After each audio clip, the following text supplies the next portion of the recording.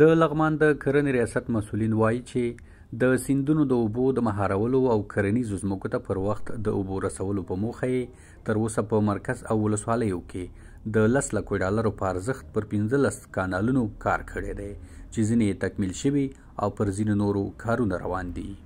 په مجموع کې 15 لوی کانالونه دي چې تقریبا د 10 لکه ډالرو په معادل د کارونه روان دي او په معیاري ډول باندې رغول شوي دي. نو د لغمان ریاست زراعت په دې کوشش کوي چې هغه اوبه چې بې ګټې او بې فایدې نور هیوادونو ته ځي هغه مهار کړي. د سیمې خلک وایي چې د کانالونو په بیا رغونه او رغونې سره ځوانانو ته د کار زمینه برابره شوې، ځمکې د سیلابونو له ګواښونو ژغورل شوي او د سیندونو اوبه یې په کور دننه په مصرف رسیږي. مخکې به چې سیلاب راغی دغه پشتونه به یې وړل، دغه پټي به هم خرابېدلو. اوس دغه دیوالونه چې وهل شوي دي اوس لاندې ساحو ته هم اوبه سالمه رسیږي او دلته هم ترنه خلک استفاده کوي، دغه پټي ترنه ښه استفاده کولی شي. از امارات اسلامی خوشحال هستیم که برای ما کار زمینی کار مساعد کرده، از که وطن خودم مشغول به کار شده، بند جوړ کړی ده او به مهار کړی ده.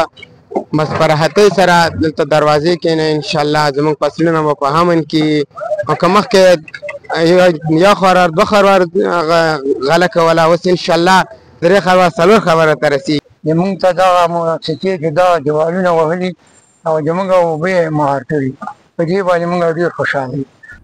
د یاسر حبیب احمدزي ساختماني شرکت انجینر قیس وایي چې د اوبو د مهارولو او کرنیزو ځمکو ته پر وخت د اوبو رسولو په موخه یې د نقشې مطابق په ښه او اعلی کیفیت کار کړی تر څو د پروژو له لارې ملت ته ښه ګټه ورسیږي. انشاءالله چې کیفیت یې خپله د نږدې نه څارم او دلته کوشش کوم چې په داسې یو کوالټي دغسې کیفیت سره جوړ شي چې د خلکو مشکلات حد اقل ورته دغه شي آماده شي.